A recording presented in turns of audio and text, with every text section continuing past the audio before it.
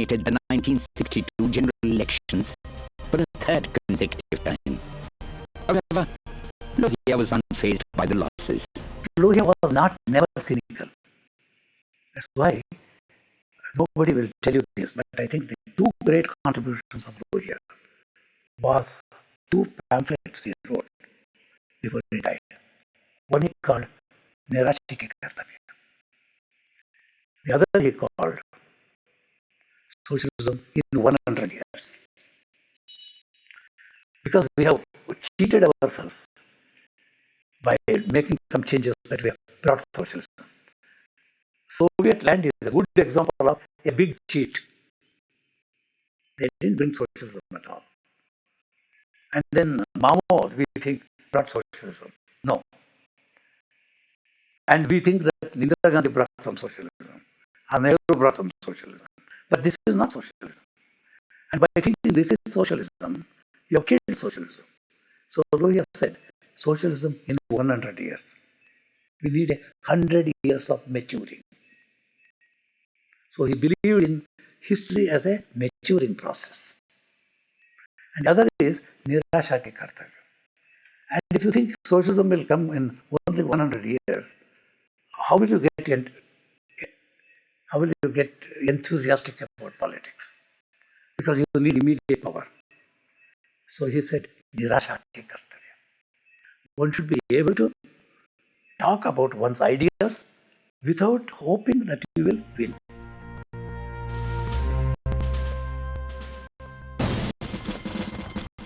The war with the Chinese in 1962 made Lohia furious. He had seen this war coming for some time and had widely written about Nehru's failure in responding to the Chinese accession of Tibet. Now he launched a personal attack on Nehru and blamed his lack of judgment for the country's loss and humiliation. He used to get very angry with Nehru for his slightly Europeanized notion of a nation, where no grass grows. That's what he said. The Chinese have occupied. So Lohia was very angry. Every bit of India is India. In May 1963, Farrukhabad, Amroha and Rajkot constituencies were to have by-elections. Lohia saw this as an opportunity to test his experiments with non-Congressism. He swiftly gathered the entire opposition and fielded a single candidate against the Congress. The strategy proved to be a success and the Congress was beaten in all 3 seats. It was a small but very significant victory for the opposition. And at the age of 52, Lohia entered the parliament. Only 2 people in India could build an opposition. And they were Rajgopalachari and Ramanohar Lohia. Once in parliament, Lohia unleashed a fierce attack on Nehru and his policies. जिन्ना साहब ने तो खाली पाकिस्तान हिंदुस्तान का partition करवाया होगा, लेकिन नेहरू साहब तो एक ऐसा पार्टीशन करवा रहे हैं, गोरिस्तान एक तरफ, कालिस्तान दूसरी तरफ। गोरों की तरह रहने वाले लोग 30-40 लाख, अच्छे मकान, अच्छी जगह, अच्छे कारखाने, अच्छी खेती, इस तरह के 30-40 लाख, और दूसरी तरफ 40 करोड़। उनकी भाषा बड़ी सख्त थी, लेकिन और उनमें एक जिसे कहते हैं कि एक ऐसी प्रतिभा, नव उन्मेष शालिनी प्रतिभा, जो नया नया उन्मेष करती है, नए नए ढंग से। एक ही सुर से वो बराबर विरोध नहीं करते थे, नई नई चीज़ें निकाल कर उसमें से।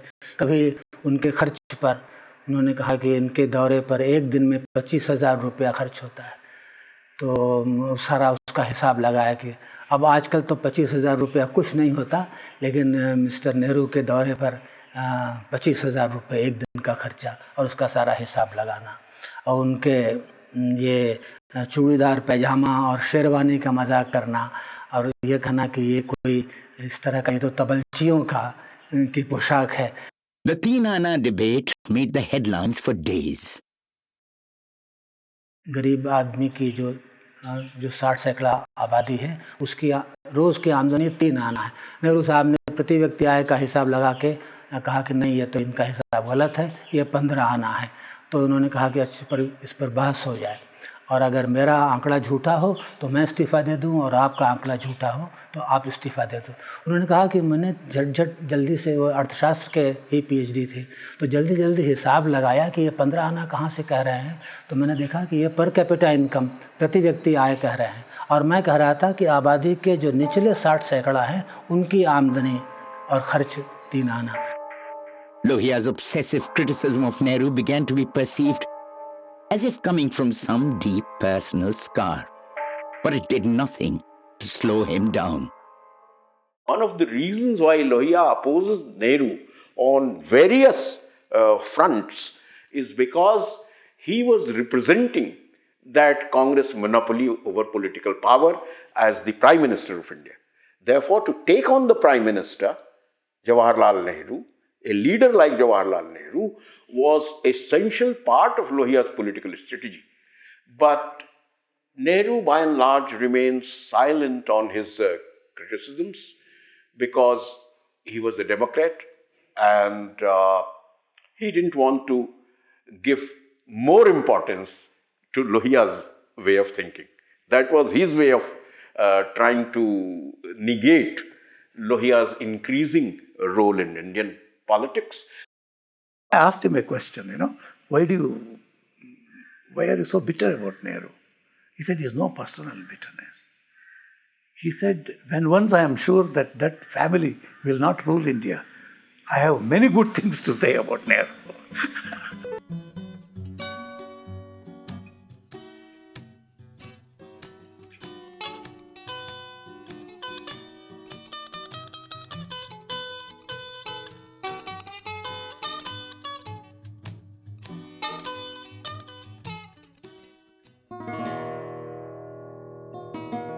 On 27th May 1964, India was a country of gloom.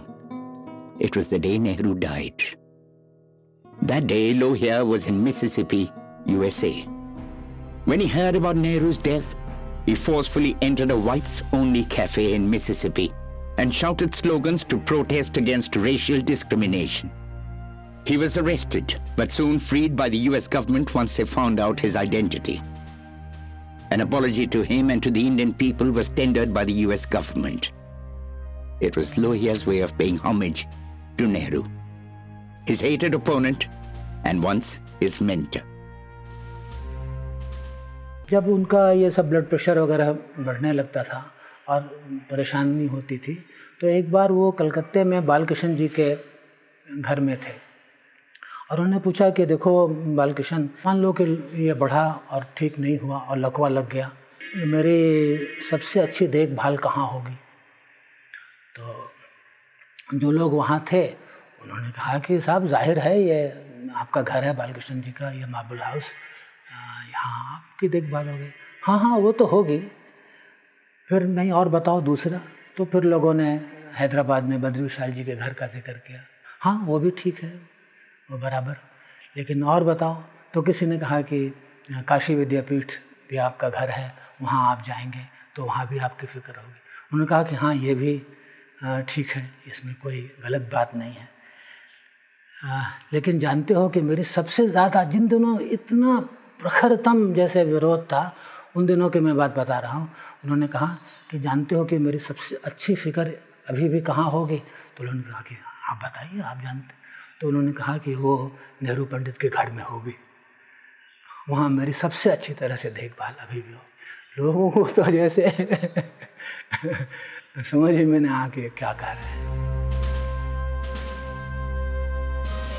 By 1967 elections, Congress was no longer the party it used to be. It lost nearly 70 seats in the lower house and was defeated in 8 state assemblies. Samyukt Vidhayak Dal governments had been established in these states.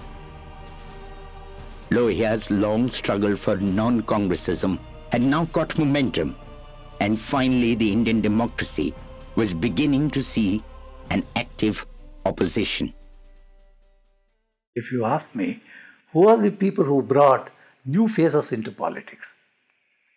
The communists hardly did because they are all old people. It's only now with the Karat and others, you have some young faces.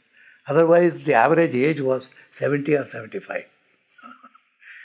And it was Indira Gandhi and Sanjay Gandhi who brought some new faces to Indian politics. There's no doubt about it, through Sanjay Gandhi. And much more important is, it was Lohia who brought new faces into politics. You may not like them, whether it is our Bihar man, Lalu Prasad, the Yadavs, and all these people, Karpuri Thakur. So he created a new generation of leaders. First Gandhi did it. Before Gandhi, the freedom struggle had contained only upper class people. Gandhi brought the masses and Lohia continued it. But has it succeeded? Not. No. Because the new people whom he has brought have also become like middle classes. They acquired all the characteristics of the upper classes, and even Mayavati, her statue being put everywhere. It's a very great disappointment. Lohia began to see a new order of things emerging. The trappings of power were beginning to engulf his followers. जब वो 7 gurdwara Rakabganj road में थे और बाहर ये लोग जमा रहते थे कि डॉक्टर साहब से ज़रा 2 मिनट बात हो जाए। अब मुझको थोड़ा संकोच भी होता था कि ये सब अपने अपने जगहों में, कोई मुख्यमंत्री है तो कोई गृह मंत्री है तो कोई कुछ है, उनसे तो तुम लोग यहाँ के आए हो, जाओ अपने पटना जाओ, लखनऊ जाओ, या तो तुम लोग अपनी राजधानी ही दिल्ली बना लो, पटना में क्यों तुम लोगों ने सत्ता संभाली है, जाकर वहाँ काम करो, फाइल देखो, निर्णय करो, कुछ फैसले करो। Even his lifestyle was beginning to take a toll. Parliament के सेशन में जाने के पहले वहाँ इतने चारों ओर से उन पर लोग टूट पड़ते थे कि उसके पहले मैंने देखा है कि वो कंपोज वगैरह ले करके थोड़ा सा लेट करके और अपने को स्वस्थ करके जाते थे। That same year in 1967, Lohia was admitted to Willingdon Hospital in New Delhi for a simple prostate operation. He was 57 years of age. 57 साल के ऊपर कोई परिवार में उनके जिया नहीं था। जेल के दिनों ने उन्होंने ये भी कहा कि देखो तो धीरे धीरे ये दिन सब बीत रहे हैं और मेरे परिवार में मैं अब न तो कोई भाई, न बहन, न कोई और निकट का रिश्ता। The simple operation had turned complicated, and Lohia breathed his last at 1 a.m. on 12th October 1967.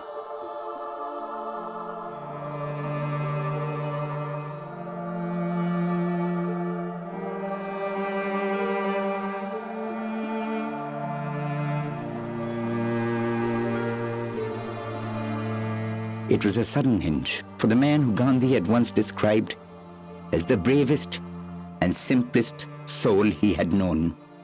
His political journey that had begun at the age of 10 when his father had taken him to meet the Mahatma had now come to an end. Fighting for justice, he had gone to jail no less than 26 times in independent India. Lohia was cremated without any religious ceremony and left behind no property or bank balance. कोई आता है हिंदुस्तान में, वो certificate दे के जाता है कि हिंदुस्तान तरक्की कर रहा है, अखबार सब सर्टिफिकेट देते हैं हिंदुस्तान तरक्की कर रहा है, प्रधानमंत्री दिन रात चिल्लाते हैं हिंदुस्तान तरक्की कर रहा है, जो देखो वो तरक्की कर रहा है, क्योंकि कहीं बांध बना, कहीं कारखाने खुले, कहीं हवाई जहाज के अड्डों की बढ़ती हो गई, कहीं रेल गाड़ी के स्टेशन सुधर गए, कहीं बड़े बड़े लोगों के मकान सुधर गए, तो ये सारी चीजें हुई तो खुद आपको अचरज होता होगा कि एक तरफ तो मैं बोल रहा हूं, दूसरी तरफ जितने पढ़े लिखे लोग हैं, विदेशी हैं, अखबार हैं, वो कह रहे हैं कि देश तरक्की कर रहा है, तो आखिर मसला क्या है? मैं खुद इसके ऊपर सोचता रहा तो मसला बिल्कुल साफ है। विदेशी, प्रधानमंत्री और अखबार वाले 40 करोड़ की गरीबी के दलदल को तो देखते नहीं, लेकिन उस दलदल में जहां तहां जो कमल के फूल खिले हुए हैं उनको देखते हैं, और वो कमल के फूल हर 5वें साल तादाद में कुछ बढ़ जाते हैं। तो विदेशी, प्रधानमंत्री और अखबार वालों की आंखें कमल के फूलों के